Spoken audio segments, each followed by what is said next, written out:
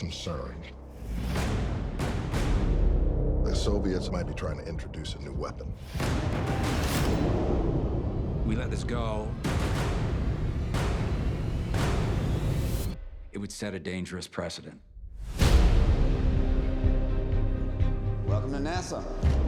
You are, as of this moment, officially astronaut candidates. Someday people will write the history of this time. This is Jamestown Actual. 10 seconds, mark. They will say that during the coldest depths of the Cold War, America inspired the world. I give you Pathfinder. It's 3 times as powerful as our current shuttles. I'm tired of talking about the good old days. Don't y'all miss it? With this weapon, I could drop munitions on any point on Earth. The president wants you to put together a new mission.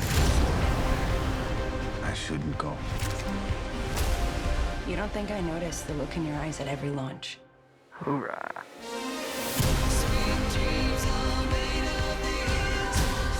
I have here the rules of engagement for use of force on the moon.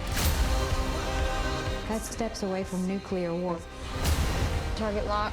Once we do this thing, there's no going back.